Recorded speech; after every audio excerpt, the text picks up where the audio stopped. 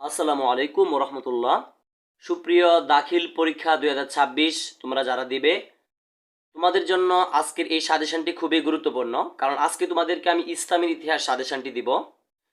আমি ভিডিও শুরুতে বলবো যারা আজকের এই সাজেশনটি খুব মনোযোগ সহকারে দেখবে, কারণ আজকের এই সাজেশনটিতে আমি একদম বুঝিয়ে দিব কিভাবে কোন বিষয়টা পড়তে হবে। আমি আশা করতে পারি সেই পরীক্ষায় শতভাগ আনসার করতে পারবে। ঠিক আছে, এটা আমি গ্যারেন্টি দিলাম যে স্টুডেন্ট আজকের এই সাজেশনটি মনোযোগ সহকারে দেখবে এবং সেই সাজেশন অনুযায়ী পড়বে, আমি বলতে পারি সে পরীক্ষায় শতভাগ আনসার করতে পারবে, মানে 100% সে কিন্তু পরীক্ষাতে আনসার করতে পারবে। ঠিক আছে, আশা করি ক্লিয়ার। তো আমরা মূল ভিডিওতে চলে যাওয়ার আগে আর একটা কথা বলে রাখি, আমাদের ইউটিউব চ্যানেল নিজস্বভাবে একটি সাজেশন তৈরি করেছে। ঠিক আছে, একদম সকল বিষয়ের অর্থাৎ অল বিষয়ের একটি সাজেশন তৈরি করা আছে। তো যারা আপনারা এই সাজেশনটি নিতে চাচ্ছেন অবশ্যই স্ক্রিনে দেওয়া হোয়াটসঅ্যাপ নাম্বারে আমাদের সাথে যোগাযোগ করতে পারেন। ঠিক আছে, শুভেচ্ছা মূল্য মাত্র 150 টাকা নিচ্ছি, বিকাশ অথবা নগদে আমাদেরকে 150 টাকা পাঠিয়ে লাস্ট 3টা ডিজিট যদি বলেন, সাথে সাথে যে আমরা সাজেশনটি তৈরি করেছি এটি পিডিএফ আকারে দেওয়া হবে। একদম আমরা নিজেরা তৈরি করে করেছি এই সাজেশনটি। যারা নেবেন আমি আশা করতে পারি সর্বাধিক কমন পাবেন। ঠিক আছে, তো আমরা আর কথা বাড়াতে চাচ্ছি না, আমরা মূল ভিডিওতে চলে যাচ্ছি। দেখেন, দাখিল পরীক্ষা 2026 ইসলামের ইতিহাস সাজেশনটা আজকে দিচ্ছি। সময় থাকবে অর্থাৎ তোমাদের কিন্তু যে টোটাল সময়টা থাকবে পরীক্ষার টোটাল সময়টা হচ্ছে কিন্তু 3 ঘন্টা। 3 ঘন্টা কিন্তু যে থাকবে ফুল পরীক্ষার জন্য, এমসিকিউ, সংক্ষিপ্ত এবং সৃজনশীল সবটার জন্য কিন্তু টোটাল 3 ঘন্টা সময় থাকবে এবং সম্পূর্ণ মান থাকবে কিন্তু 100 নাম্বার পরীক্ষার মধ্যে। ঠিক আছে, আশা করি এটা ক্লিয়ার। এবং প্রশ্নের মানবন্ধনটা আমরা যে সাজেশনটা আজকে তোমাদেরকে দিব, এই সাজেশনটা দেওয়ার আগে আমাদেরকে অবশ্যই জানতে হবে পরীক্ষাতে কি কি বিষয় থাকবে। তো প্রথমে দেখো, 1 নম্বরে আমরা দেখতে পাচ্ছি এখানে এমসিকিউ অর্থাৎ মাল্টিপুল চয়েস কোয়েশন।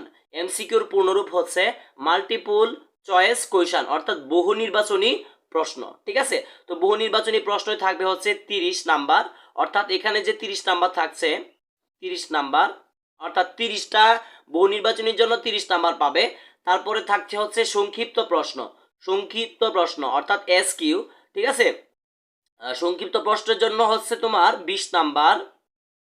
আজকে সাজেশনটি খুবই ইম্পর্টেন্ট, মনোযোগ সহকারে সকলে দেখো।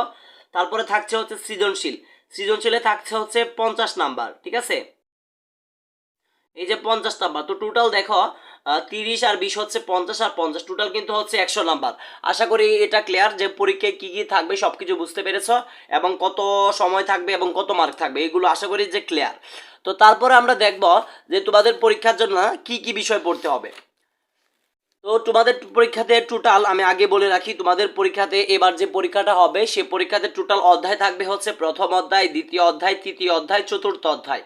অর্থাৎ তোমাদের এই ইসলামের ইতিহাস যে বইটা আছে তোমরা সূচিপত্রতে গেলে খুব ভালো করে বুঝতে পারবে। এই সূচিপত্রটা যখন তোমরা যাবা, ঠিক আছে, আমি এখানে দেখাচ্ছি, তোমরা এখান থেকে বুঝবা।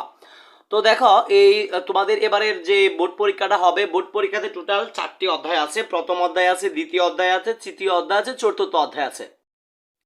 তো দেখো, যেহেতু পরীক্ষাতে তোমাদের এমসিকিউ, সৃজনশীল, সংক্ষিপ্ত প্রশ্ন আনসার করতে হবে, তো আমরা খুবই সংক্ষিপ্ত আকারে মানে চেষ্টা করেছি তোমাদেরকে সাজেশনটা দেওয়ার জন্য, আর যাতে শতভাগ তোমরা কমন পাও।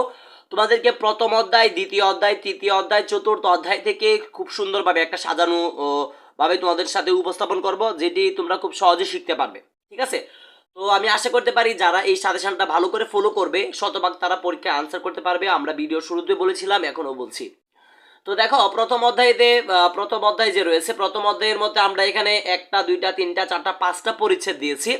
তো এই 5টা পরিচ্ছেদ যদি কোনো স্টুডেন্ট ভালো করে পড়ে অবশ্যই সে কিন্তু এখান থেকে যদি সৃজনশীল আসে, প্রথম অধ্যায় থেকে সংক্ষিপ্ত প্রশ্ন আসে, এমসিকিউ আসে বা বহু নির্বাচনে আসে, সে কিন্তু পরীক্ষা অনায়াসে আনসার করতে পারবে। তো আমরা দেখি দ্বিতীয় পরিচ্ছেদটা যে রয়েছে তোমাদের এই বইয়ের, দেখবে যে প্রথম অধ্যায় আছে, প্রথম অধ্যায়ে দ্বিতীয় পরিচ্ছেদ আছে একটা। তো দ্বিতীয় পরিচ্ছেদে লেখা আছে ভূপ্রকৃতির অনুসারে আরবের অধিবাসী। ভূপ্রকৃতি অনুসারে আরবের, ঠিক আছে, ভূপ্রকৃতির অনুসারে আরবের অধিবাসী অর্থাৎ আরবের যে অধিবাসীগুলো আছে সেগুলো বিষয়ে নিয়ে যে দ্বিতীয় পরিচ্ছেদ আছে, এটা তোমাদেরকে অবশ্যই ভালো করে 100% ভালো করে এটা পড়তে হবে। ঠিক আছে, তারপরে দেখো আমরা লিখেছি তৃতীয় পরিচ্ছেদ প্রাচীন সভ্যতা সমূহ। প্রাচীন সভ্যতা সমূহ ভেরি ইম্পর্টেন্ট। এখান থেকে প্রতি বছরে কিন্তু মানে এমসিকিউ তো থাকেই, সৃজনশীলে থাকার অনেক সম্ভাবনা রয়েছে এবারও।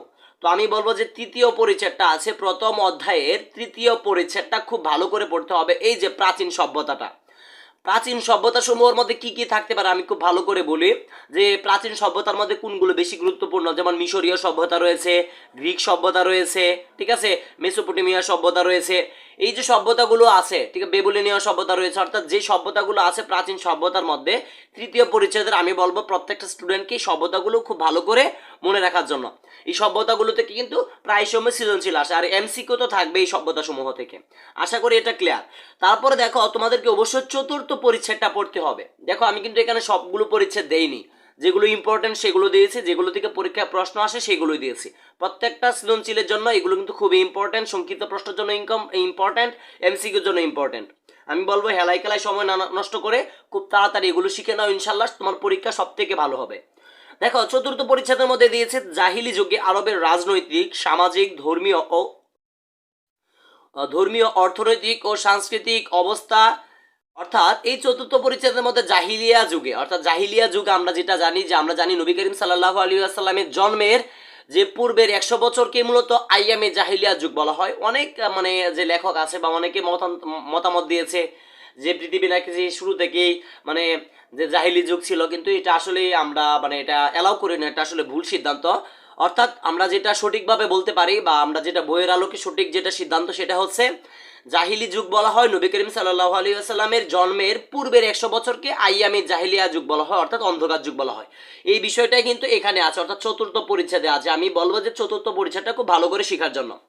তারপরে দেখো ষষ্ঠ পরিচ্ছেদ দেওয়া আছে নবুয়াত লাভ। ষষ্ঠ পরিচ্ছেদ দেওয়া আছে নবুয়াত লাভ, অর্থাৎ নবী করিম সাল্লাল্লাহু আলাইহি সাল্লাম যে নবুয়াত লাভ করেছে কিভাবে, এগুলো নিয়ে বিস্তারিত আলোচনা আছে। তো এখানে যে বিষয়গুলো থাকবে সেটা হচ্ছে নবী করিম সাল্লাল্লাহু আলাইহি সাল্লাম 570 খ্রিস্টাব্দে যেহেতু ওনার জন্মগ্রহণ করেছে, তিনি কিন্তু 610 খ্রিস্টাব্দে নবুয়াত লাভ করেছিল। তো নবুয়াত লাভ করেছে কিভাবে, কিসের মাধ্যমে, কোন জায়গায় নবুয়াত লাভ করেছে, ঠিক আছে, এগুলো বিষয় কিন্তু ষষ্ঠ পরিচ্ছেদে আছে, এগুলো খুব ভালো করে পড়বা। তারপরে যদি আমরা দেখি অষ্টম পরিচ্ছেদটা লিখেছি, ষষ্ঠর পরে সপ্তমটা বাদ দিয়েছি, তারপরে আমরা আবার অষ্টম পরিচ্ছেদটা লিখেছি।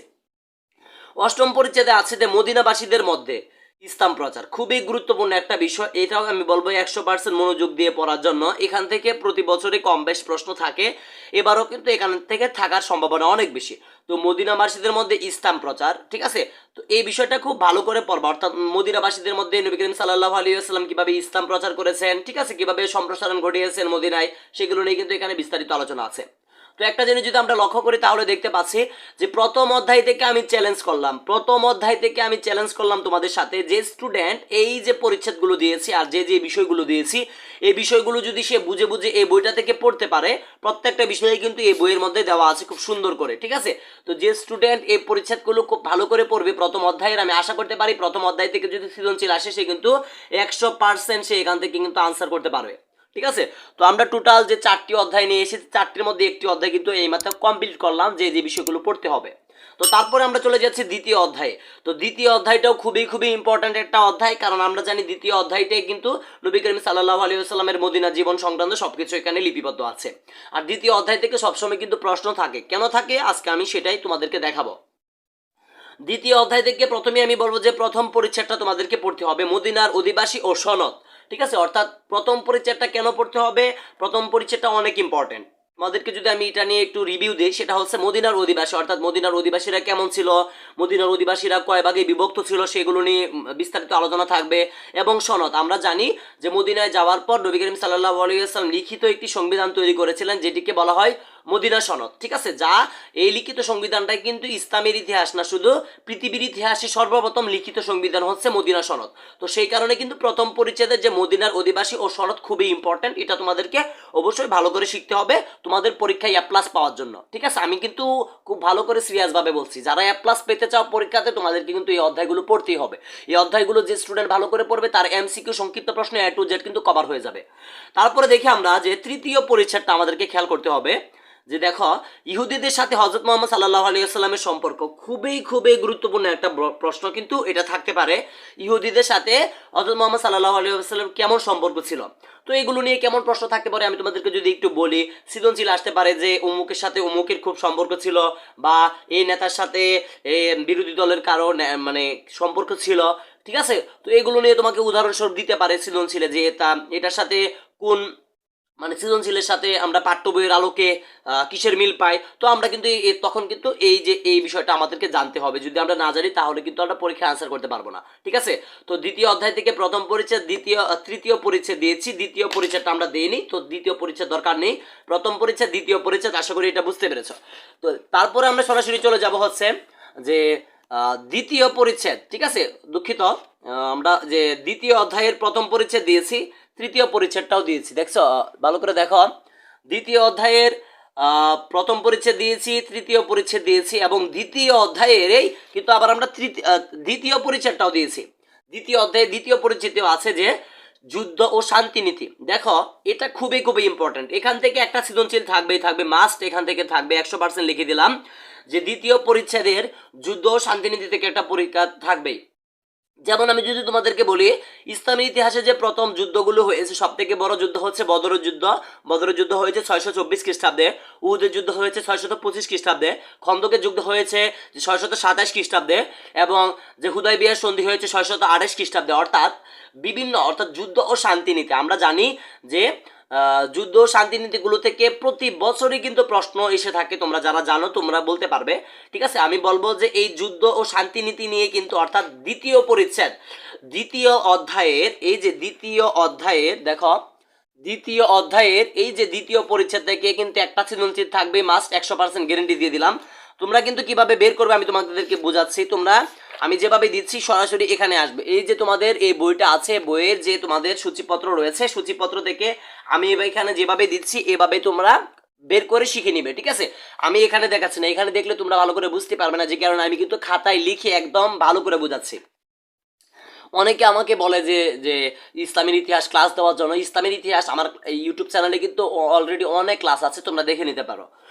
তো তারপরে আমরা চলে যাচ্ছি একদম তৃতীয় পরিচ্ছেদে। তো তৃতীয় পরিচ্ছেদটা খুবই খুবই ইম্পর্টেন্ট একটা, দুঃখিত, তৃতীয় অধ্যায় খুবই গুরুত্বপূর্ণ একটি অধ্যায়। কারণটা হচ্ছে এই অধ্যায়টার মধ্যে মূলত আমরা জানি খোলাফায়ে রাশিদিন সম্পর্কে এখানে আছে।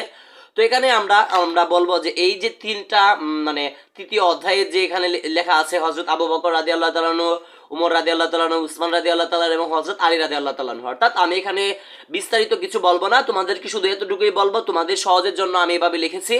এই যে তৃতীয় অধ্যায়টা আছে, তৃতীয় অধ্যায়টাতে যত খেলা আছে সব কিন্তু এই যে চারজন মানে খলিফা রয়েছে, চারজনের মধ্যেই কিন্তু। ঠিক আছে, অর্থাৎ তোমাদেরকে মাথায় রাখতে হবে, তুমি যাই করো না করো, তৃতীয় অধ্যায় থেকে এই যে চারজন ব্যক্তি রয়েছে, অর্থাৎ চারজন খলিফা আছে, এই চারজন খলিফার তুমি যে তাদের জন্ম সালটা মনে রাখবা, তাদের মৃত্যু সালটা মনে রাখবা, তারা কোন গোত্রে জন্মগ্রহণ করেছে।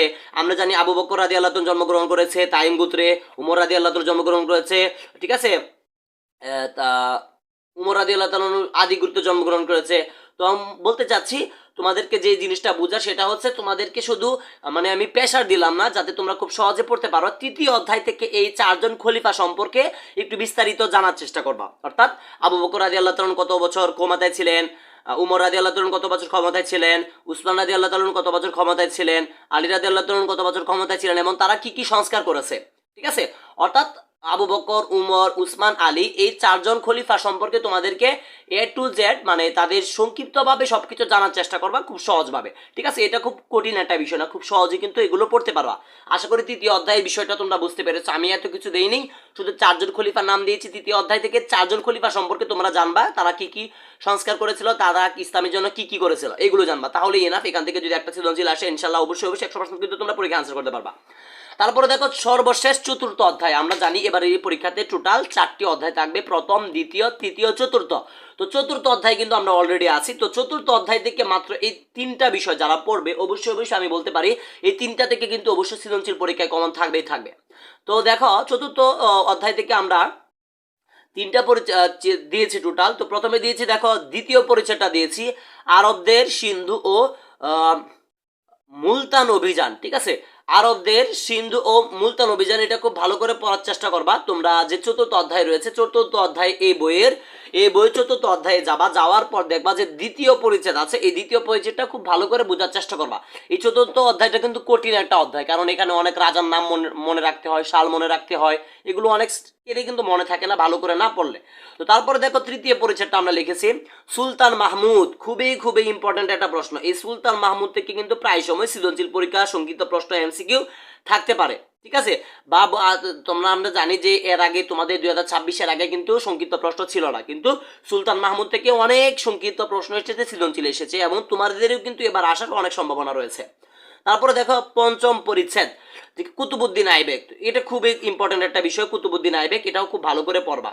তো মূল কথা হচ্ছে চতুর্থ অধ্যায় থেকে যারা এই তিনটা বিষয় পড়বে, আমি এখানে 100% গ্যারেন্টি দিয়ে দিলাম, সে কিন্তু পরীক্ষা এই তিনটা থেকে পরীক্ষায় সৃজনশীল আসলে অবশ্যই কমন পাবে। তো মূল কথা হচ্ছে আমি তোমাদের সাথে এতক্ষণ পর্যন্ত যে অধ্যায়গুলো দিলাম, অর্থাৎ তোমাদের সাথে যে পরীক্ষার জন্য যে যে সাজেশনটা দেওয়ার দরকার ছিল, সবটা সাজেশনে কিন্তু আমার ইতিমধ্যে দেওয়া হলো, প্রথম দ্বিতীয় তৃতীয় চতুর্থ, অর্থাৎ যে যে বিষয়গুলো গুরুত্বপূর্ণ, যে যে পরিচ্ছেদের বিষয়গুলো গুরুত্বপূর্ণ, সেগুলো নিয়ে কিন্তু আমরা এতক্ষণ পর্যন্ত আপনাদের সাথে বা তোমাদের সাথে আলোচনা করেছি। এখন কথা হচ্ছে, আমাকে অনেকে হয়তো কমেন্টে লিখবে যে ভাই আমাদেরকে সৃজনশীল কিছু সাজেশন দেন। আসলে সৃজনশীল কোনো সাজেশন দেওয়ার দরকার নেই, কারণ সৃজনশীল শব্দের অর্থটা হচ্ছে সৃজন, সৃজন মানে হচ্ছে তৈরি, মানে তৈরি করা। এখন কথা হচ্ছে, আমাকে অনেকে কমেন্টে জানাবেন সৃজনশীল কিছু মানে সাজেশন দেওয়ার জন্য। আসলে বলবো, তোমাকে যদি সৃজনশীল সাজেশন আমি ইচ্ছা করলে দিতে পারবো, কিন্তু দিলে তোমার আসলে আদৌ কোনো কাজে আসবে না। কিন্তু আমি তোমাদেরকে আজকে যে এখন যে সাজেশনটা তোমরা দেখেছো, এই সাজেশনটা যদি তুমি ফলো করো, অবশ্যই অবশ্যই কিন্তু পরীক্ষায় 100% আনসার করতে পারবে। 100% আনসার করতে পারবে। একদম খাতা কলমে লিখে রাখো, সংক্ষিপ্ত প্রশ্ন, এমসিকিউ, সৃজনশীল সবকিছুই কিন্তু ইনশাল্লাহ কমন পাবে আজকের এই সাজেশন থেকে। ঠিক আছে। তো আমি আর কথা বাড়াতে যাচ্ছি না, তোমাদের পরীক্ষা ভালো হোক এই আশায় আমি কামনা করি। তো ভিডিওটা শেষ করার আগে আমি আবারও বলছি, আমাদের ইউটিউব চ্যানেল নিজস্বভাবে যে সাজেশনটি তৈরি করেছে, তোমরা যদি এই সাজেশনটি নিতে চাও, অবশ্যই আমাদের স্ক্রিনে দেওয়া হোয়াটসঅ্যাপ নাম্বারে আমাদের সাথে যোগাযোগ করতে পারো। ঠিক আছে। মাত্র শুভেচ্ছা মূল্য 150 টাকা নিচ্ছি, তোমরা একদম সর্বাধিক কমন পাবে, এটা আমরা আশাবাদী। কারণ এই সাজেশনটা একদম আমাদের বা আমরা যে অভিজ্ঞতার আলোকে কিন্তু এই সাজেশনটা আমরা তৈরি করেছি। আশা করতে পারি যারা সাজেশনটি দিবে তোমরা অনেক উপকৃত হবে। তো আজকের মতো বিদায় নিচ্ছি, তোমাদের পরীক্ষা ভালো হোক এই আশাই কামনা করি, এবং তোমাদের পরীক্ষার আগে প্রতিনিয়তই আমরা এইভাবে সাজেশন দিব এবং তোমাদেরকে লাইভ ক্লাস করাবো এবং ক্লাস আপলোড করবো। সে পর্যন্ত সকলে ভালো থাকবে, সুস্থ থাকবে। আসসালামু আলাইকুম ওয়া রাহমাতুল্লাহি ওয়া বারাকাতুহু।